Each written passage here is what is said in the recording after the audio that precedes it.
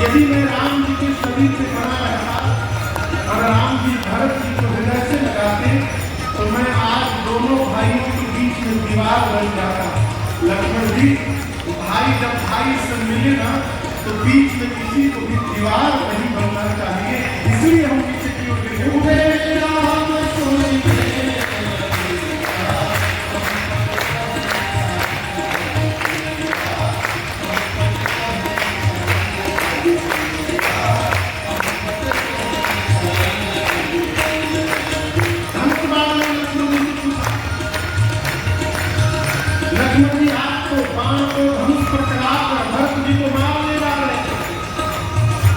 दर्शन करिए। राम जी गए तो हम भी गए, क्यों? लक्ष्मण जी भाई से जब भाई मिलता है ना तो हाथ में हथियार लेकर नहीं मिलता है, प्रेम से भरा अपना हृदय लेकर भाई से मिलता है। इसलिए उठे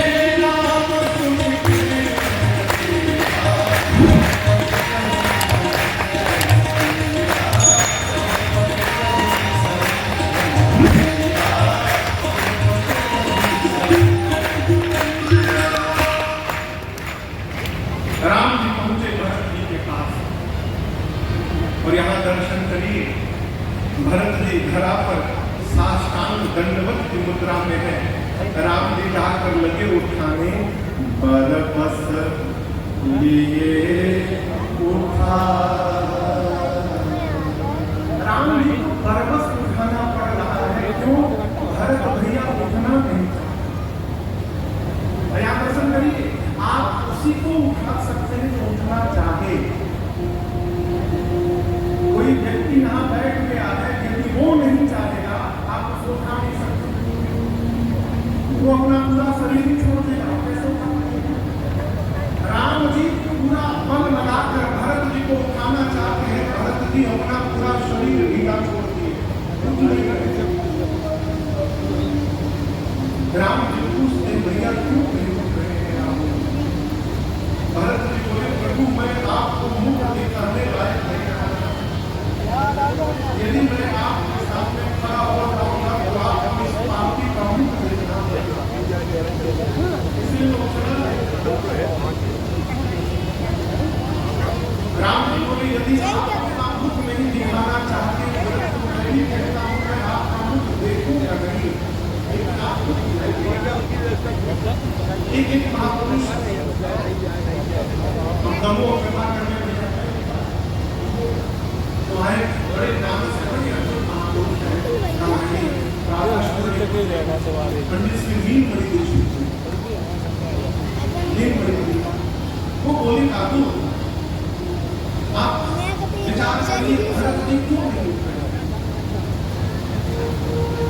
बोले कि जब से भरत जी को पता चला है कि कैकेयी जी ने राम जी को वन भेज दिया है, अब भरत जी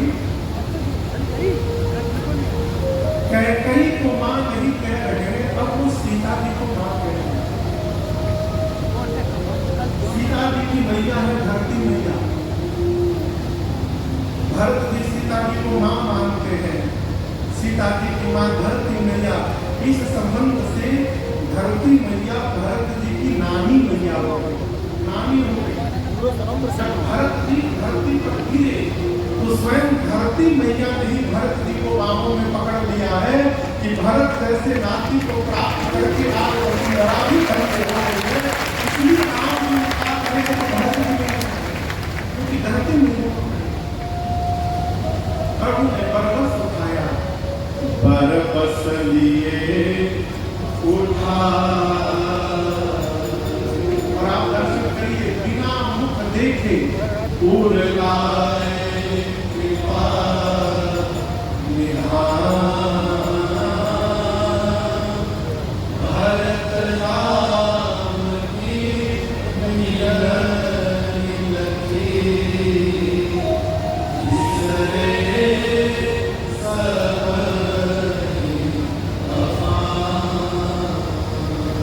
प्रभु ने उठाकर भरत जी को हृदय से लगाया है। और आप सत्य मानिए, जिस क्षण राम जी और भरत जी मिलकर रो रहे हैं उस समय वहां के जो नीचे पत्थर थे वो मोर की भांति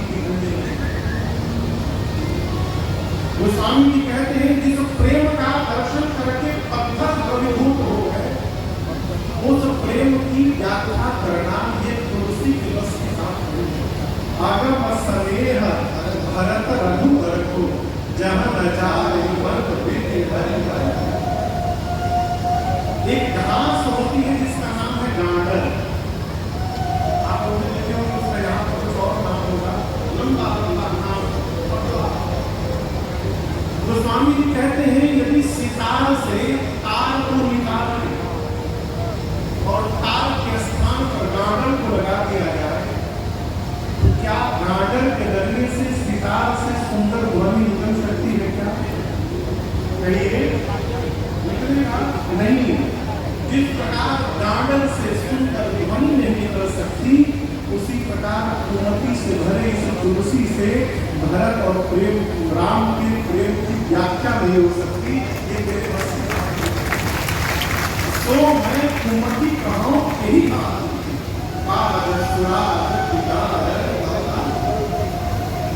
चारों भैया परस्पर एक दूसरे से मिले।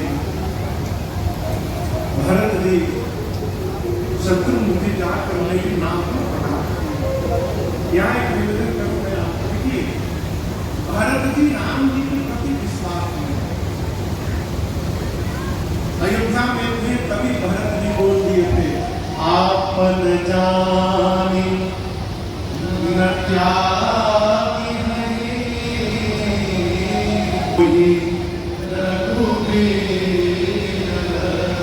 भरत जी को रघुनाथ जी के प्रति संशय नहीं है कि भैया क्या सोचेंगे, उनको विश्वास है कि मेरे भैया मेरा क्या नहीं कर सकते।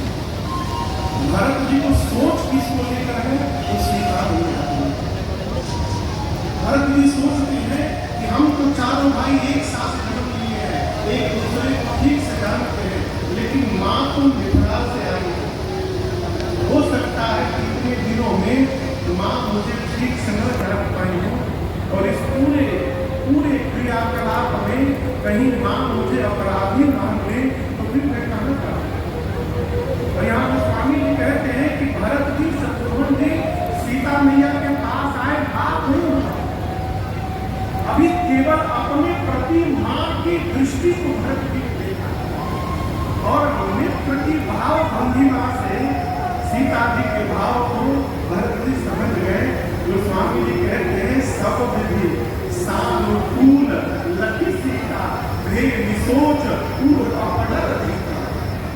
भरत जी के मन का सारा सोच भय समाप्त हो गया जब भरत भैया ने सीता जी को अपने पर अनुकूल पाया। दूर से निषाद राज गुरु ने प्रणाम किया है और कहा प्रभु मंदाकिनी जी के तट पर पूरा परिवार समाज आया है।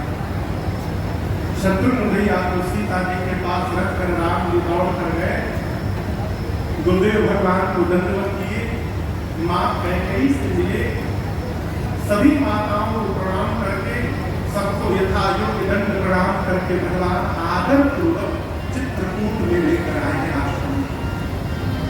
यहाँ दर्शन करिए, चित्रकूट में भरत जी के आने के बाद कुल 5 बैठकी गई है। कितनी बैठकी? पहली बैठकी अभी आते आते हुई गुरुदेव भगवान ने सभा लगाई, जगत की नाई चर्चा की, रघुनाथ जी का पिताजी के वचनों के प्रति समर्पण को सुनाया, और सुनाते सुनाते गुरु जी राम जी से बोले राम आपको एक बात बताना है, आप जब वन में चले आए ना, तो आपके प्रेम के विरोध में आपके पूज्य पिताजी, यहाँ गोस्वामी जी कहते हैं राम जी सुने कि मेरे विरोध में पिताजी चले गए, भगवान इतना रोए हैं यार, मरण है तुमित ने विचारी भेद अति विकल धीर दूर धारी। भगवान इस समय में निवेदन करना चाहूंगा, क्षमा करिएगा, किसी के घर कोई घटना घट जाए तो वहां जाके प्रवचन न दिया जाए, क्योंकि पता उसी को चलता है, माई बाप जिसका खो जाता है।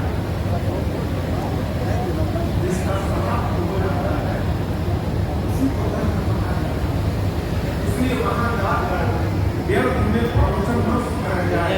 इसके लिए लोग रहे हो आत्मा को जो आया है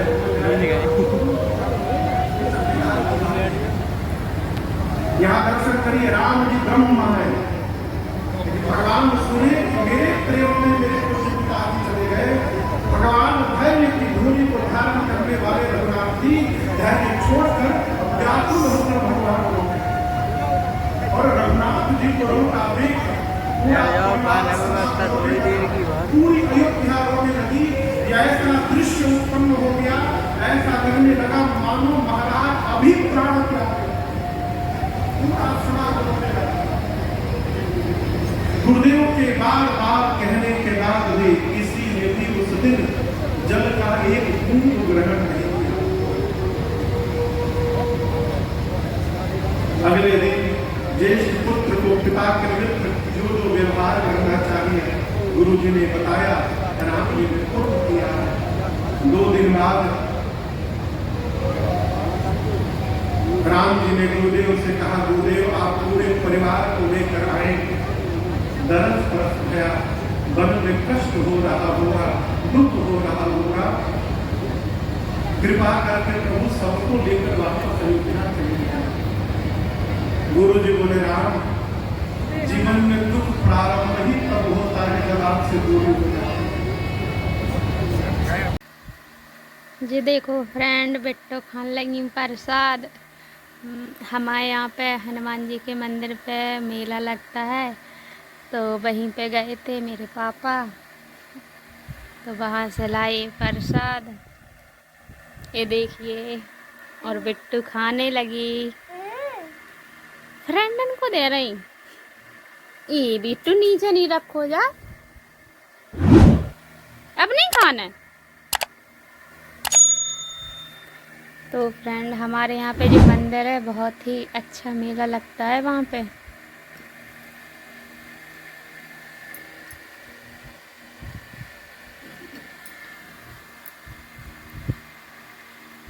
पापा गए थे सुबह से, अभी आए हैं, शाम हो गई है अभी। इतना अच्छा मेला लगता है कि वहाँ से आने का घर पे मन ही नहीं करता।